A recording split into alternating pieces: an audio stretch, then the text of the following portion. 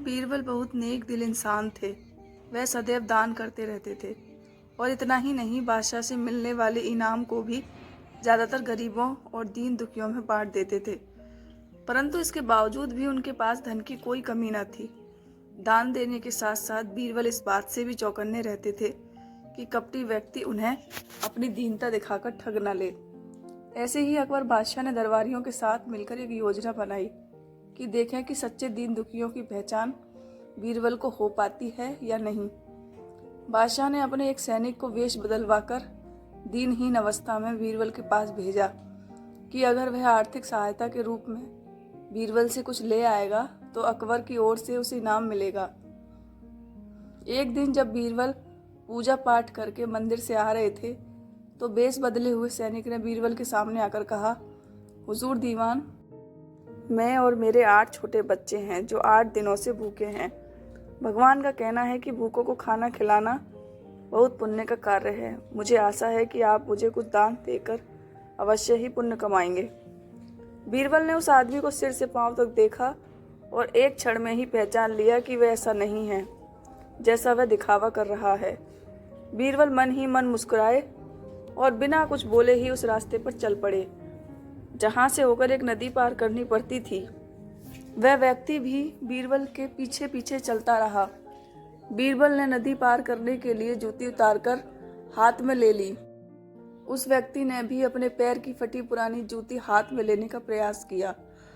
बीरबल नदी पार कर कंकीरे मार्ग आते ही 2-4 कदम चलने के बाद ही जूती पहन लेता।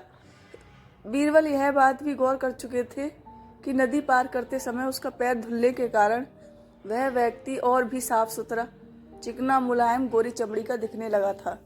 इसलिए वह मुलायम पैरों से कंकीरे मार्ग पर नहीं चल सकता था। दीवान जी, दीन दुहीन की पुकार आपने सुनी नहीं, पीछे आ रहे व्यक्ति ने कहा। बीरबल बोले, जो मुझे पापी बनाए मैं उसकी पुकार कैसे सुन सकता हूँ। क्या कहा? क्या आप मेरी सहायता करके पापी बन जाएंगे? हाँ, वह इसीलिए कि शास्त्रों में लिखा है कि बच्चे का जन्म होने से पहले ही भगवान उसके भोजन का प्रबंध करते हुए उसकी माँ के स्तनों में दूध दे देता है, उसके लिए भोजन की व्यवस्था भी कर देता है।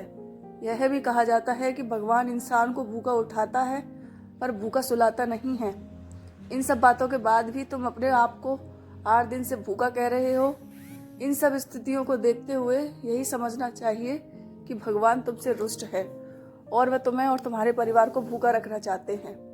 लेकिन मैं उसका सेवक हूँ। अगर मैं तुम्हारा पेट भर दूं तो ईश्वर मुझ पर रुष्ट होगा ही। मैं ईश्वर के विरुद्ध नहीं जा सकता। ना बाबा, ना मैं तुम्हें भोजन नहीं करा सकता, क्योंकि यह सब कोई पापी ही कर सकता है।